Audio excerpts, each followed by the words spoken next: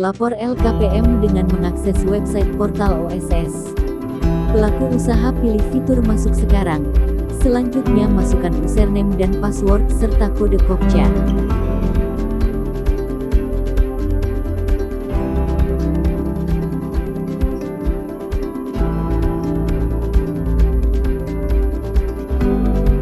Setelah itu akan masuk dalam akun beranda OSS pelaku usaha dan pilih pelaporan.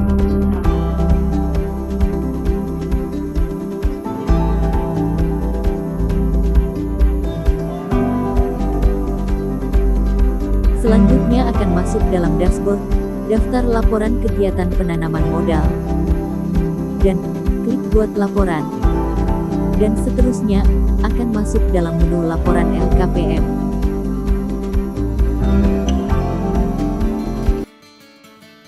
Inilah tampilan pertama setelah kita login. Untuk membuat LKPM baru, kita langsung ke sisi sebelah kanan layar komputer atau laptop.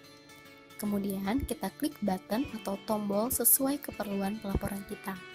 Nah, untuk kali ini kita klik tahap konstruksi. Oke, agar semakin jelas, kami coba sampaikan apa yang dimaksud dengan tahap konstruksi. Tahap konstruksi berarti suatu proyek atau suatu perusahaan masih berada pada tahap proses pembangunan, baik secara fisik maupun dari kelengkapan persyaratan perizinan.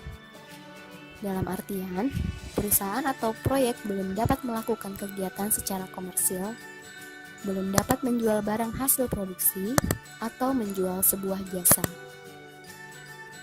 Hal ini karena belum siapnya sarana prasarana perusahaan atau belum diperolehnya seluruh perizinan yang diperlukan. Kemudian kita klik tombol tambah LKPM baru. Pada LKPM versi yang baru ini hanya terdiri dari 2 halaman. Halaman pertama adalah daftar perizinan yang dimiliki. Di sini tercantum izin-izin yang dimiliki oleh perusahaan, baik yang diterbitkan oleh BKPM maupun oleh lembaga OSS. Setelah kita memilih izin yang akan kita laporkan, klik lanjut. Oke, next. Nah, ini adalah halaman realisasi atau aktualisasi. Halaman ini harus mendapat perhatian khusus ya. Di halaman ini, kita akan mengisi data realisasi perusahaan selama periode pelaporan. Sebelumnya, kami akan menyampaikan pengertian bagian-bagiannya. Yang pertama adalah kolom data IP atau data rencana proyek. Nilai data ini berasal dari hasil input sobat investor melalui PPC atau sistem OSS. Jika kurang sesuai, dapat diubah melalui sistem OSS. Yang kedua adalah kolom realisasi atau kolom aktualisasi per periode pelaporan. Nah, di kolom inilah sobat investor dapat mengisi data nilai realisasi perusahaan per triwulan. Kolom yang ketiga adalah kolom total realisasi atau dapat juga disebut dengan kolom akumulasi pelaporan.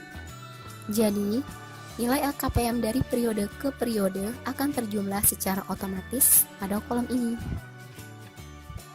Sekarang kami akan jelaskan bagaimana cara pengisian poin-poin realisasi, mulai dari pembelian dan pematangan tanah, bangunan, mesin dan suku cadang, dan kolom lain-lain.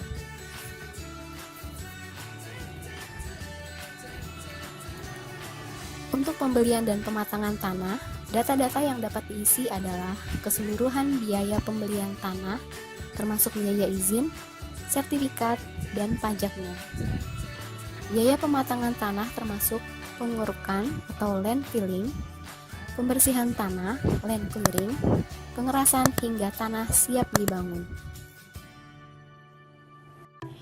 Biaya bangunan atau gedung adalah seluruh biaya pembangunan mulai dari pondasi, pagar, hingga bangunan selesai. Atau jika membeli bangunan jadi, maka seluruh nilai pembelian dimasukkan sebagai nilai perolehan. Biaya mesin dan suku cadang adalah biaya-biaya yang dikeluarkan untuk membeli mesin-mesin produksi utama dan juga mesin penunjang, dan mesin lainnya yang membantu terlaksananya proyek. Biaya lain-lain. Apa saja sih yang termasuk dalam komponen biaya lain-lain? Biaya lain-lain adalah biaya penunjang pelaksananya proyek, biaya pembuatan akta di notaris, biaya feasibility study, biaya survei, biaya rancang desain, biaya pengurusan izin baik di pusat maupun daerah, biaya konsultan, biaya operasional kantor atau pabrik, termasuk listrik, telepon, air, internet, dan lainnya. Dimasukkan juga pembayaran gaji karyawan selama periode pelaporan. Ini adalah kolom subtotal, hasil penjumlahan dari 4 komponen di atas. Bagaimana dengan modal kerja yang harus diisi di sini? Selama perusahaan masih dalam tahap konstruksi, modal kerja tidak perlu diisi atau dikosongkan saja ya. Modal kerja diisi pada saat pelaporan LKPM tahap konstruksi yang terakhir, saat proyek siap produksi atau komersial. Perihal modal kerja ini akan kita bahas secara khusus.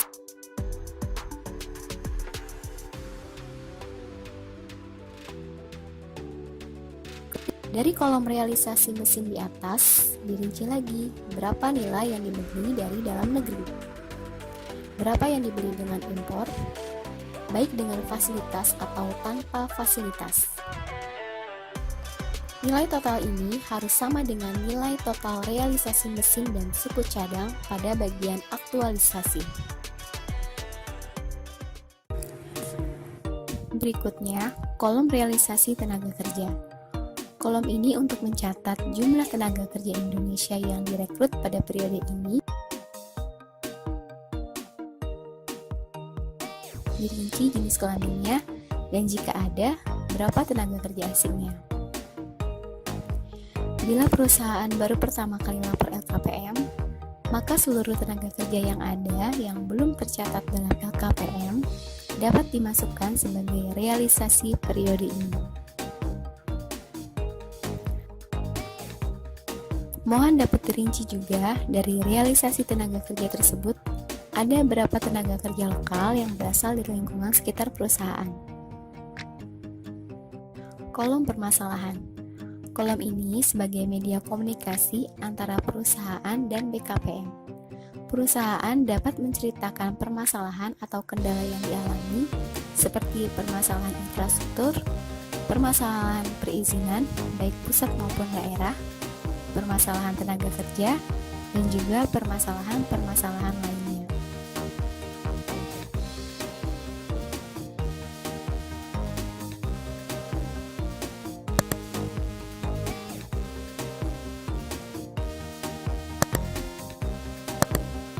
Selain itu juga, untuk menjelaskan nilai realisasi proyek.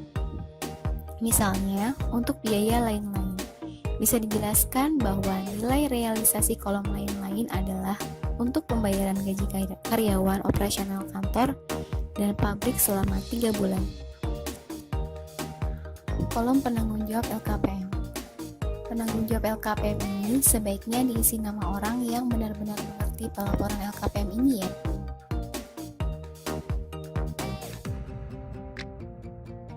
Nah, untuk kolom jabatan dapat disesuaikan saja. Nomor kontak diisi dengan nomor HP aktif penanggung jawab LKPM. Hal ini guna memudahkan verifikator LKPM mengkonfirmasi lebih lanjut terkait realisasi dalam LKPM. Kolom email mohon diisi dengan alamat email aktif ya, karena notifikasi persetujuan LKPM akan dikirim ke email tersebut. Untuk menambahkan penerima email, klik saja tombol yang ini.